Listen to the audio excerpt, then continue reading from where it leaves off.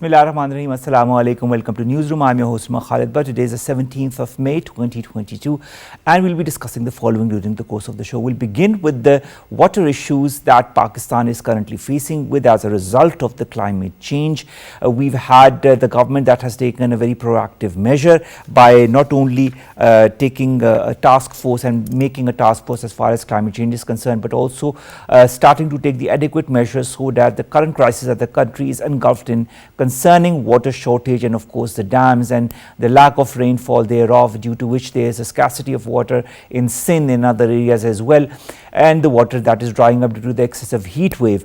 These are the measures that we are going to discuss in our first segment, Pakistan's effective public awareness policy and what more needs to be done as far as that is concerned. Our second story, ladies and gentlemen, concerns the Organization of Islamic Cooperation, otherwise known as the OIC, that on Monday has expressed deep concern as far as the attempts by the current Indian government of Narendra Modi to redraw electoral boundaries in Indian illegally occupied Jammu and Kashmir, as per the report of the Delimitation Commission.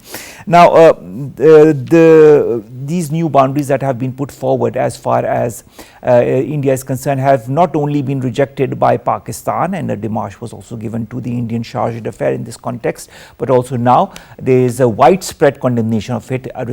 One of the examples is how the OIC has condemned it. This is going to be our second segment. Then we are going to talk about the World Telecommunication and Information Society Day that is being celebrated today. The theme today is digital technologies for older persons and healthy aging, how telecommunication and digital communication helps the people of a certain age to have a normal life and to enjoy their lives as well. This is going to be the theme, and this is going to be our third topic. Our last story of the day, ladies and gentlemen, concerns Elon Musk. We all know who he is. We also know that he's vying to buy Twitter. We also know that the board of Twitter had accepted his offer, but now Elon Musk suggests that he could seek a lower price for Twitter Incorporated. He says there could be at least 4 times more fake accounts than what the company says there are. You cannot pay the same price for something that is much worse than they claimed. He said this in a conference in Miami on Monday, and of course Twitter has a reaction to it. We'll come with our first segment and start rather with it, and this concerns the water issues that our country, that is Pakistan, is engulfed in. There has been a task force that has been established, and Shari Rahman, the Minister for Climate Change, is quite proactive as far as that is concerned. But what needs to be done as the policy at the policy level as far as Pakistan is concerned? Are we doing enough? Does more need to be done? And all of these efforts, do they need to be more proactive than before? More in the following report. Water scarcity in Pakistan against the backdrop of blistering heat wave and novel climate-induced challenges illustrate a ticking time bomb. Underlining precarious situation, a report released by United Nations Convention to Combat Desertification, UN listed among 23 countries by UN that are facing drought emergencies in the last 2 years. In its alarming revelations, the report further mentioned that up to 40% of planet's land is degraded, directly affecting half of the humanity and threatening roughly half of global GDP worth $44 trillion. Highlighting land degradation and desertification, United Nations Global Land Outlook stated that desertification control through sustainable land management productive land is scarce in Pakistan, with 80% of the country being arid or semi-arid. Putting profound pressure on national water supplies, Pakistan received 26% less snowfall last winter compared to previous years, followed by a completely dry spell in March and April. Federal Minister of Climate Change Senator Shari Rahman suggested that it's high time to conserve, store and distribute water better since Pakistan battles a looming serious water crisis. Earlier, Asian Development Bank has suggested to Pakistan that holistic governance across sectors is required to address growing competition for water and to manage the effects of pollution, wastewater, floods, droughts and land degradation at present and in the future. Adeel Qaiser, who's a water expert, joins us online. Adeel, thank you very much to have joined us. Adeel, where Pakistan is right now as far as the water scarcity and the water shortage and those other issues concerning climate change is concerned, who should we put that to task for this point at which Pakistan is? Is it the governance? Is it climate change? Is it something else?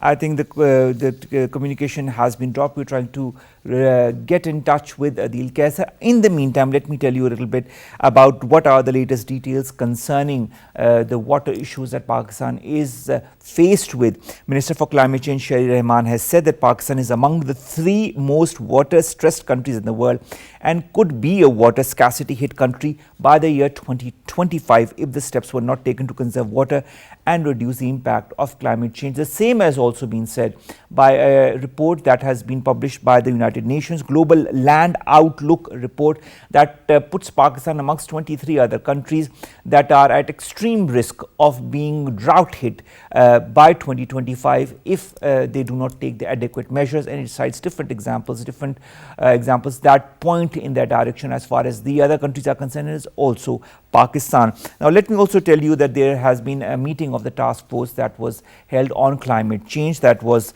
under the chairmanship of Sharif Rahman, and it was attended by Minister for National Food Security Tariq Bashir Cheema, Minister for Water Resources Syed Khurshid Shah, Secretaries, Provincial Chief Secretaries via Zoom, in which details were shared as far as the current situation of Pakistan concerning water is concerned. This task force, as per what has been issued afterwards, is that it will endeavour to present immediate, mid-term and long-term measures by cooperating with provinces. This was said by Sharif Rahman Sahiba, who is the Federal Minister for Climate Change. We've been joined by Adeel Qaiser, who is a water expert. Adeel, thank you very much to have joined us. Adeel, I'll start with what I was just telling the audience, that Sharif Rahman Sahiba, who is the Minister for Climate Change, has said that the Prime Minister's task force on climate change will present immediate, mid-term and long-term measures by cooperating with the provinces. What kind of measures, in your point of view, need to be taken? Thank you very much. I think it's very clear that the government has a clear plan. They're stressing on immediate as well as midterm and long-term measures. So I'll start with the immediate ones. I think campaigning is quite important, because creating that awareness and creating that understanding among the masses across Pakistan, not only people living in the urban areas where water scarcity is, pretty evident, but also, going into the towns and into the villages as well for creating that, awareness. So first thing is campaign. I will say that, government should launch a comprehensive campaign, taking the provinces on board, using all possible mediums, So it's the state media as well as the other, private media, the newspapers and the social media. So it has to be, an immediate but comprehensive plan for taking the masses on board, guiding them that how to, first guiding them that, how critical this problem is. And perhaps we could take some examples from other countries, such as South Africa, where Cape Town has, completely gone dry. And, similarly, there are other cities in the world. So I think we have to educate people. We have to, start with the schools, and going gradually up, because Pakistan, we all understand that 64% of Pakistani population comprises of youth. So if we could, somehow inspire our youth for some, healthy practices for water conservation, this is how we should go about, And then we all know that... Yes. Yes, you were saying? Yeah, I wanted to say that, the religious... sentiment in our country is also, quite important. If we take them on board, then the water usage, water consumption in the worshipping places such as masajids, etc. I think this is where we can also, launch a very comprehensive campaign. All right, Adeel, now speaking of, this current situation that Pakistan is engulfed in as far as water crisis is concerned, apparently different organizations had already forewarned Pakistan since 2020. Do you feel that we haven't done enough in order to curtail the changes that the climate change has brought about as far as water scarcity is concerned? Should we have had done much more in the past few years since we were forewarned that this was going to happen? Exactly. I agree that this is something that we cannot afford to not to pay attention to. So anyone who has been involved, who has been negligent about it, I think they are into, they have contributed into this crisis. So we don't have time. We don't, unfortunately, we can't afford because we are a growing country. Our population growth is rapid. Our urbanization is rapid, one of the fastest in Asia, I would say. So I think we have to take measures. If we've not, we don't have any more time to waste. There are, some good examples here and there, but there is a need for a comprehensive plan, a comprehensive strategy, taking all actors on board and carrying with the momentum.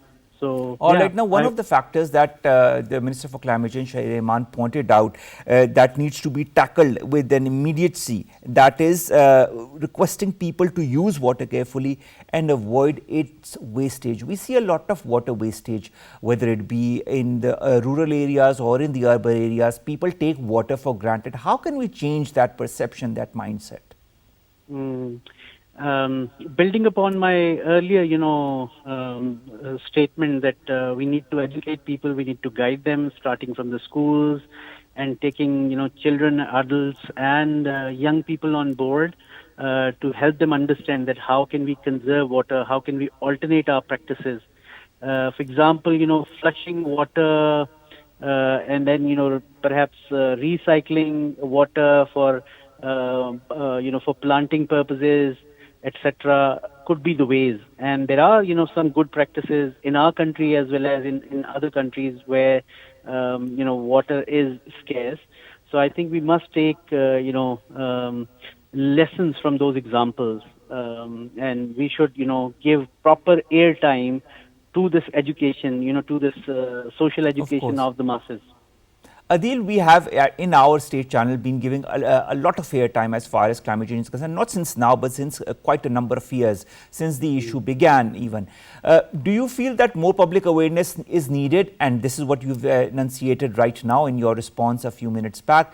But what are the modalities through which the public awareness could be increased? I understand, as you've said, that the youth needs to be involved. You also said that all the educational levels from primary to secondary, this needs to be inculcated. You also talked about the religious sect, in the massages, in all the areas of public gathering. Also, these are issues that need to be highlighted, whether it be Friday sermons or Eid sermons or other sermons. But on the same end, what more do you feel needs to be done apart from this communication or public awareness strategy? Do you feel we are at a stage where this water crisis can be averted or suspended to some extent?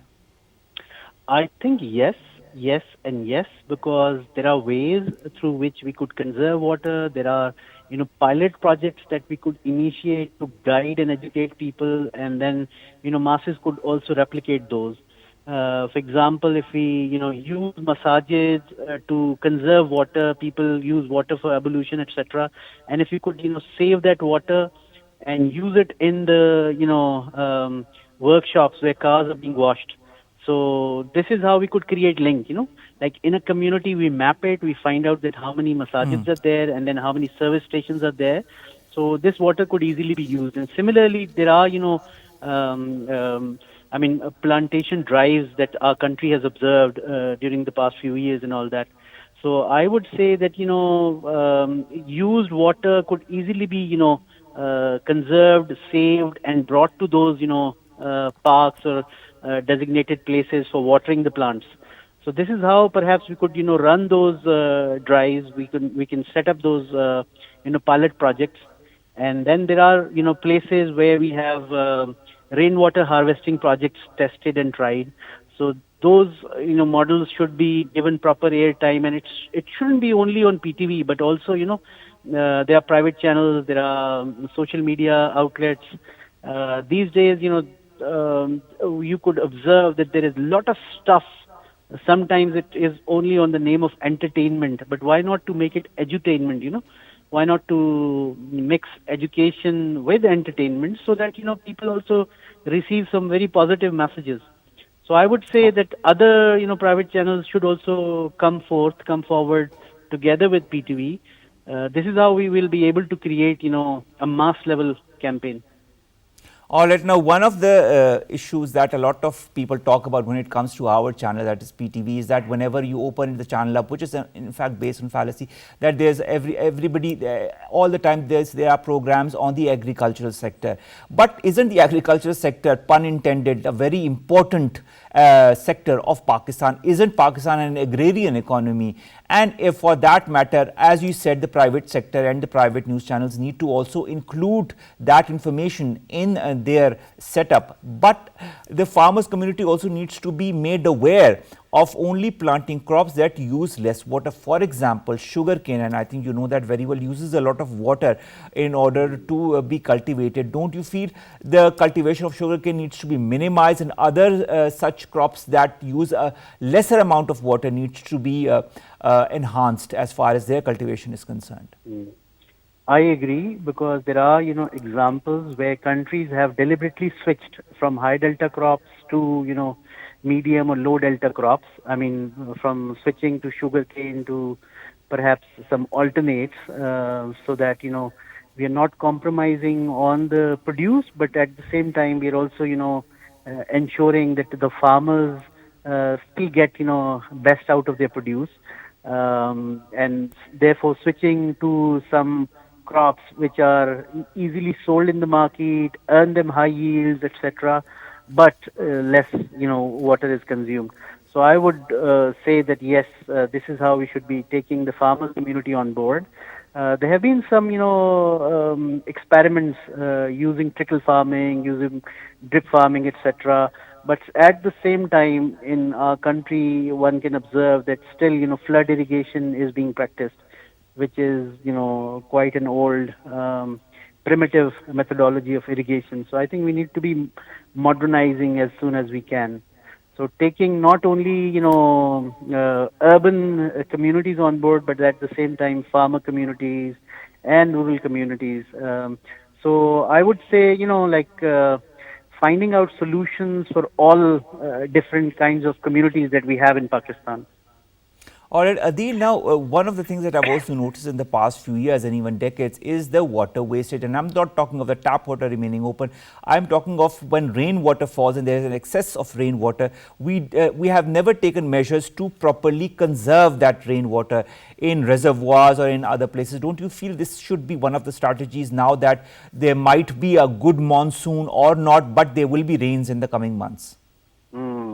No, you're right. I think those are the larger measures, and government, this government, the past government, and even the two governments before, all had very clear, vision about it, that setting up large-scale reservoirs are important for Pakistan, for saving Pakistan, for becoming water scarce. So I think those needed to be speeded up, those initiatives, those large reservoirs and dams. But at the same time, people have to be educated about conserving waters at domestic levels. So therefore, setting up the rainwater conservation demonstration projects at the household level would also help. So it has to be large scale, but at the same time, community needs to participate in it, and we have to build that consensus at the larger level, that we need bigger reservoirs, and therefore there has to be, adequate budgetary allocations.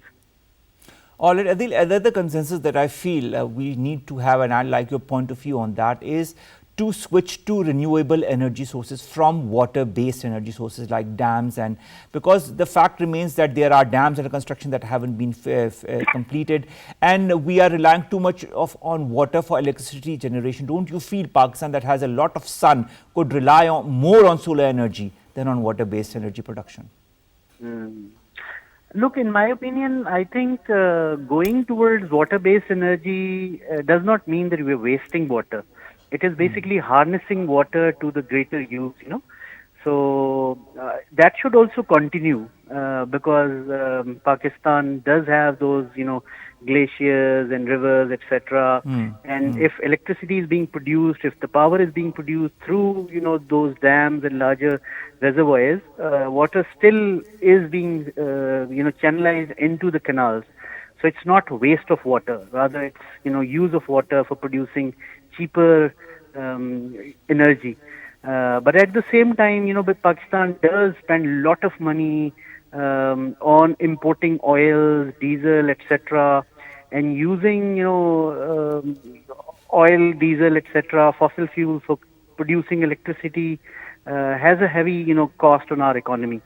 So I think it's better that we come up with, climate-friendly solutions using, solar, using wind, etc., for producing electricity, for producing localized, energy turbines, etc. So this is how I think it has to be a combination of it. So yeah, I mean, you're absolutely right that we need to explore those ways because Pakistan cannot afford to spend millions and billions on buying furnace oil, etc., for running our generators.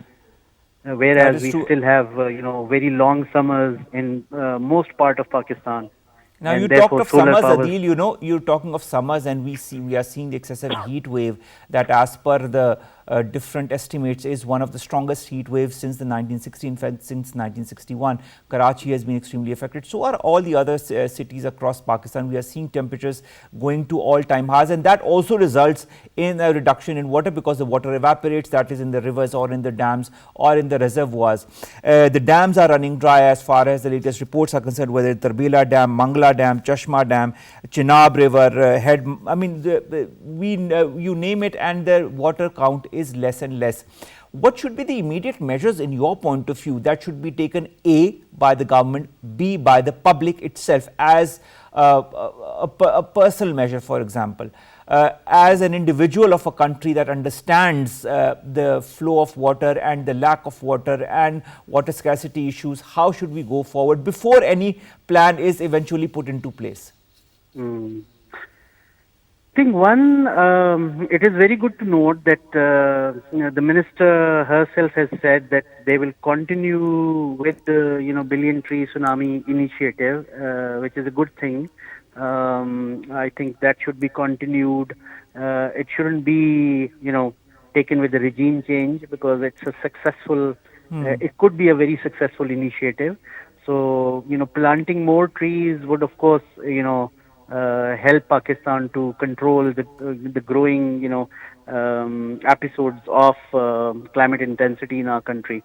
So this is one, and then I was reading in a newspaper about from our neighboring country. They're putting up their solar large scale solar plants on the canals. So this is how they are conserving water evaporation as well. They're controlling water evaporation because the canals are covered with the solar panels. And similarly, solar panels are not occupying the fields or the farms. It means that farmers are also not losing their land.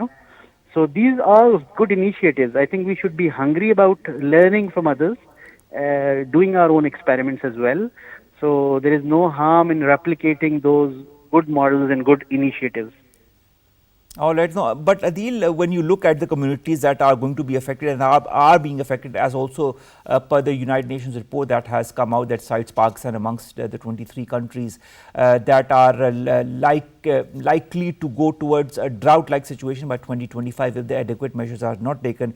The communities that it puts forward in its report include the rural communities, smallholder farmers, women, youth, indigenous people, and other at-risk groups that are going to be immediately affected by any scarcity of water when and if it takes place. Already we are moving towards that. When it comes to all of these communities, we've talked about how to educate them, inform them on every single level, but what more needs to be done? I think yes, it has to be a combination. It shouldn't be only the awareness drive or educating masses, but there has to be some pilot projects. In different communities, we should set up some pilot projects, and those pilot projects should be replicable. Communities should be coached, guided to replicate those projects. Earlier, you were talking about alternative means of energy. So perhaps we could think of giving subsidy to the lower income classes in Pakistan with solar panels and other forms of alternate means of energy production. so that we're already not contributing a lot in carbon emission, which is a good thing. But ultimately, because number of cars number of automobiles are increasing in our country, we are picking up new industry, which is essential for our growth and all that. So keeping in mind that if we do it in parallel, we are pro development, we are pro industrialization, but at the same time, we have to look out for alternate means of energy as well. True, so that and we need to take care of the carbon emission as well, so that it is minimized to a large level in the coming years, because we've seen the difference between when the industries were closed in the last few years and when the industries finally opened after the COVID cases went down, and there's a huge marked difference, and the heat wave is also as a result of that. So the government, whether it be in Pakistan or other countries as well, need to be extremely vigilant as far as that is concerned. Thank you very much, Adeel Qaiser Saab, water expert, to have joined us, to have talked to us about Pakistan's water scarcity and the issues that it is facing as far as water is concerned. The heat wave is adding to those woes as well. Let's hope that some good comes out of all the proactive measures that the government is currently trying to put forward. Our second story, ladies and gentlemen, concerns the Delimitation Commission's report in Indian illegally occupied Jammu and Kashmir that has given new electoral boundaries to the region, in which the Hindu community has more voting power than the Muslims, and there's a deliberate attempt to change the demography of the region as a result of that. There have been a strong reaction as a result of that. Pakistan has been the first in issuing a reaction. A démarche was given to the Indian Charge d'Affaires, but also now the OIC has come forward with deep concerns at these attempts. More in the following report.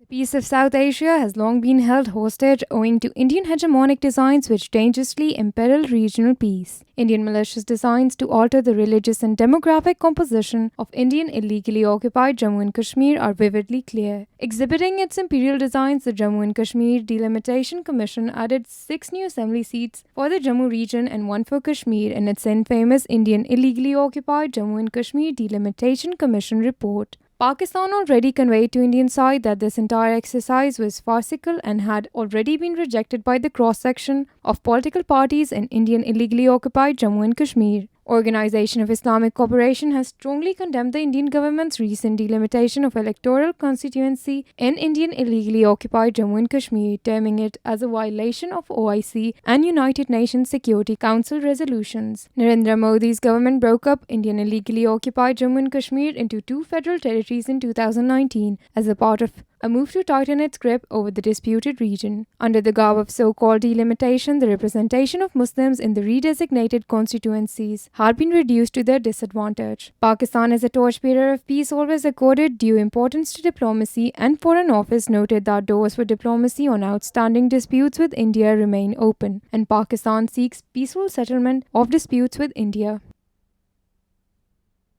Retired Haris Nawaz, who's a defense expert, joins us online. Sir, thank you very much to have joined us. The report by the Delimitation Commission as far as making new boundaries in illegally occupied Jammu and Kashmir, thereby giving more voting power to the Hindu community in that region, and of course trying to change the demography of the region, is nothing new. But now that it has effectively, practically taken place, the reactions have come from Pakistan and from the OIC. Will they have any effect on this decision that India has taken?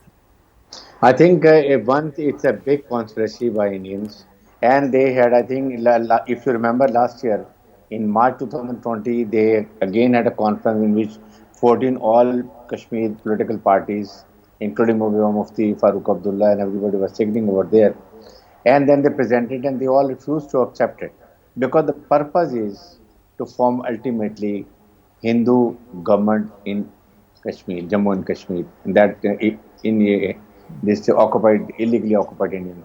The problem is that if you understand the seats over there, the total seats in Indian held Jammu and Kashmir are 87, and those are 46 by in Kashmir, 37 in Jammu, and of course 2 Ladakh. If you unko nikal dein, then we have just 83 seats, and then they have kept 24 seats for Azad Kashmir of Pakistan. Whenever they feel they can annex, and then they have the problem. Now the seat difference is 44, 46 and 37. So what they are doing is they are now delimiting or delimitation of Jammu seats, and they want to increase by 6. If those seats are increased, then they have 43 seats, and Kashmiris have 44 seats. So there's difference only 1 seat, and then 2 seats are controlled by the governor, and he can nominate anyone. So they can very conveniently form this government in Jammu, and then of course I think Kashmiri will be suffering all the more the way they have been suffering it. So it is a big conspiracy. There the OIC has rightly protested, but its only protest is not required. They have to go to the United Nations. They have to remind them that what is the resolution, what they have called for, and how India has But Brigadier defined it. Saab, how many times will the United Nations be reminded of this issue in Indian illegally occupied Jammu and Kashmir? We have countless resolutions there. We have always put forward Pakistan's point of view in the United Nations General Assembly sessions as far as the Indian illegally occupied Jammu and Kashmir situation is concerned. But the organization does take out resolutions but does not apply them in principle, does not apply any kind of pressure on India. Will this maneuvering by organizations such as the United Nations continue in the future as well, so as to give India a free rein to do whatever it wants? You see, Omar, the problem is, India is a rock state, and how American and Western countries they need India, and India is flooding that position. But this is the first time an OIC is coming, in front, and if they take this resolution to the United Nations, it will have more weight. Then they will have to understand that now the whole Muslim community is standing in the favor of Kashmiri, and it can't be unjust, can't be done. You see, it is totally out of the contest. How can you improve Jammu and Kashmir seats, Jammu Kashmir seats around 6 seats? The issue is that Indian government, Indian Union State had already put freeze after 1996 that there cannot be any delimitation till 2026. So why the hell Indians are now going to Kashmir and they want to carry delimitation? So they are all rules are being flouted. Their Supreme Courts, High Courts, they are all kangaroos. They are in their control. So that is the reason I'm saying now, whatever Pakistan has been doing and Pakistan will do it, that is leaving apart. Now Pakistan has to speak to OIC that it should be collective effort. Otherwise, the way things are happening all over the world, Muslims are being genocide, and they have been all problems are coming up. So now is the time at least stand Pakistan government and Kashmir committee, they have to take extra steps because it's unfinished agenda of British. So we have embassy over there. There are a lot of Kashmiri, there are a lot of Muslims. They have to come out. They have to protest. Then of course all over the world we have our embassies. We must have seminars. We must tell the people what is happening, how it adds to terrorism, how it will have further aggravated situation in Kashmir, because then Kashmiris will stand up. They will not accept it. Already Kashmir's freedom struggle is already there, and then it will go further. Indian are untrained, unprofessional troops. They can't match anywhere. They have no experience. They can only kill unarmed, poor, innocent Kashmiri women, children, old people. So when they find a still resistance, then they put blame on Pakistan. So now is the time Pakistan should take it up and they should go. Otherwise, Pakistan has to support in Kashmiri. They look toward us when they die or they get shahadat, they are buried in wrapped in Pakistan flag. So these are the things. Now is the time. Whether it is a new government, it is for how long, it is a just stand, and we have to stand united as the whole of Pakistan and the whole of Islamic world is concerned. That I understand, that this entire Islamic world needs to unite, and Pakistan's efforts are of course quite appreciable. The way it has moved forward as far as highlighting the issue of an illegally occupied Jammu and Kashmir, and of course being with our Kashmiri brethren politically and of course morally and diplomatically, and supporting them in these three manners however they can. Nevertheless, there are certain boundaries that Pakistan cannot cross. Now the responsibility or the onus comes on the West, on the United Nations to exert pressure on India, and also the human rights organizations, because at the end of the day, it's a human rights issue as well, with not only the atrocities that are being committed to the people in Indian held valley, but also how these demographic changes are going to further increase the atrocities on the hapless Muslims in the region, and then indirectly on the Muslims across India as well, examples of which we are seeing almost every day.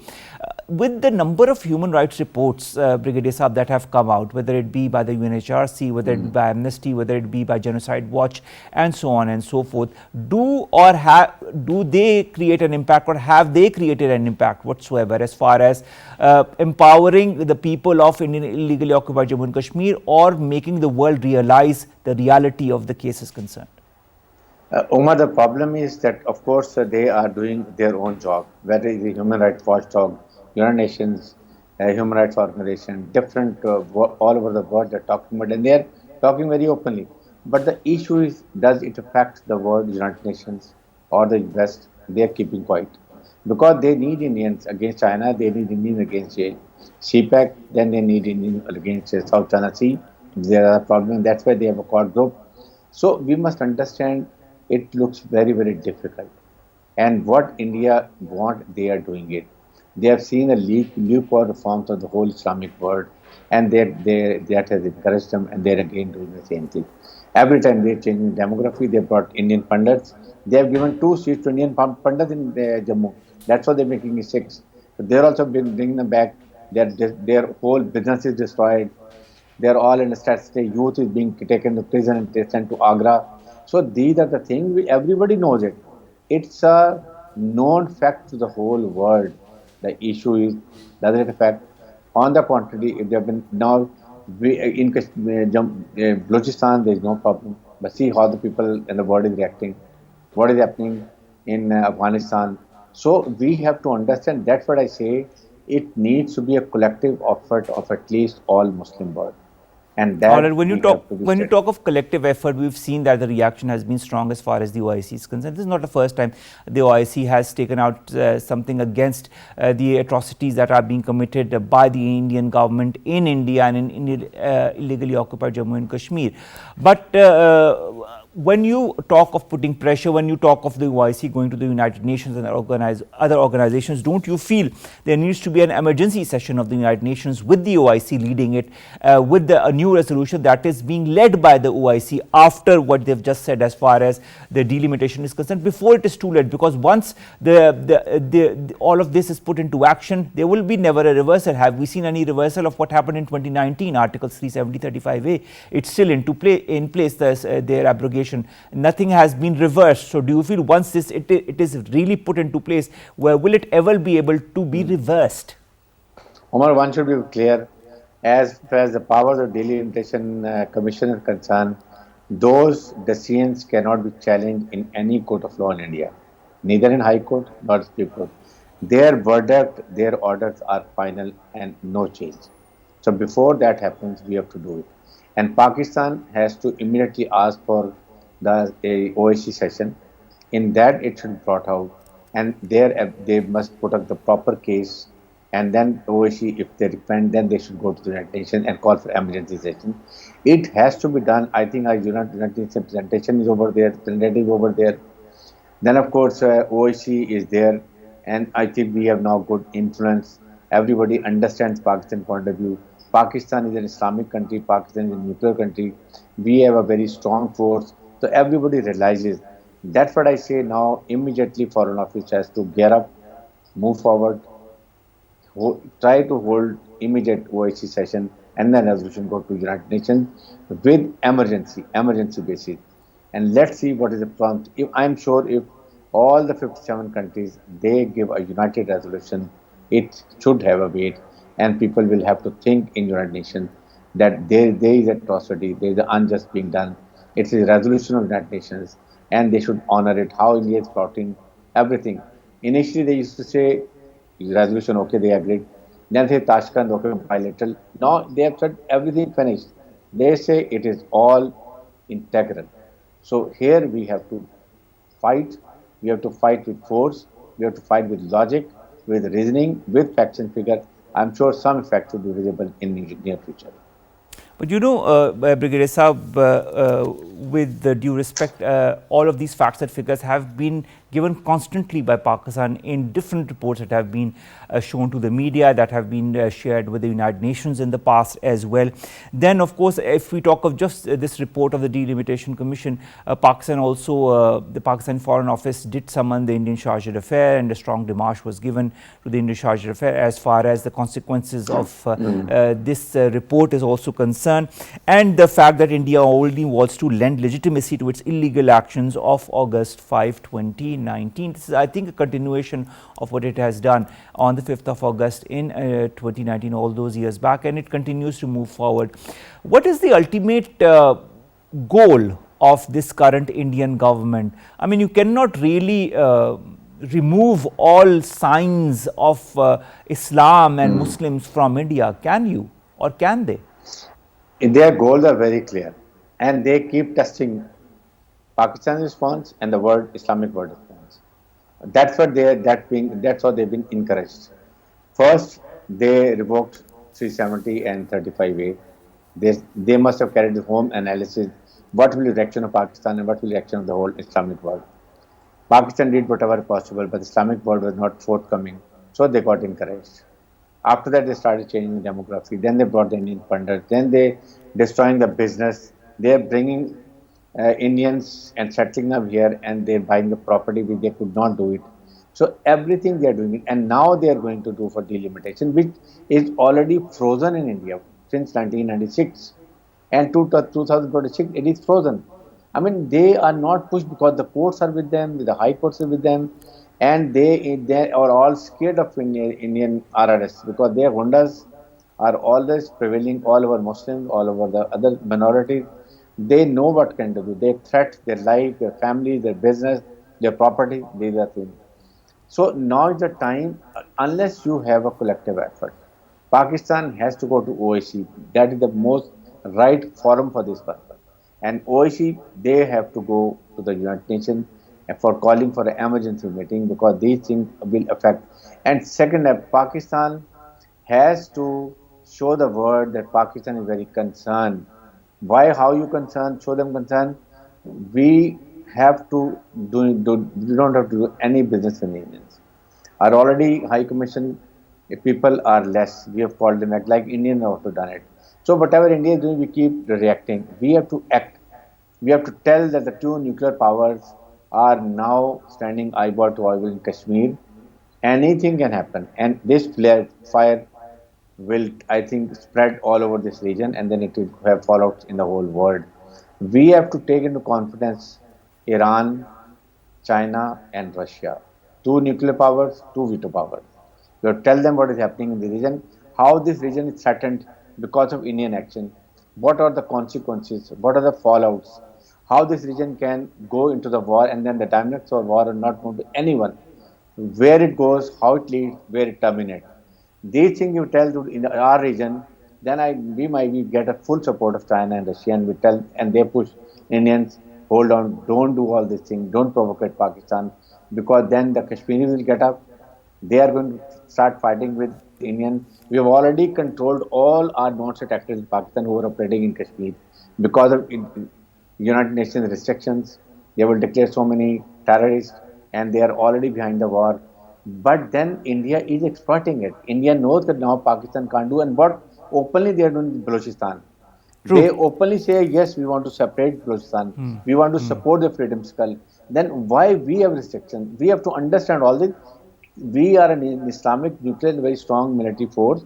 We have to show our strength economically, yes. But Pakistan has been strong as far as its support for the Kashmir cause is concerned, and now, as you said, we need to be one as far as that is concerned with the OIC and be more proactive as far as, taking out, going to the United Nations, going to the West and saying, this is the collective Muslim stance of the Islamic world, that we need, the world needs to take care of what is happening in illegally occupied Jammu and Kashmir. Only then, with some kind of tangible solution come about as far as this current crisis in this Indian held region is concerned. Thank you very much, Brigadier Haris Nawaz Saab, defense analyst, to have joined us, to have talked to us about Indian illegally occupied Jammu and Kashmir, and of course this delimitation commission's report that is further endangering the lives of Muslims and their future in the Indian held valley. Let's come to our last two stories very quickly. The first concerns the World Telecommunication and Information Society Day that is being held today, that is the 17th of May.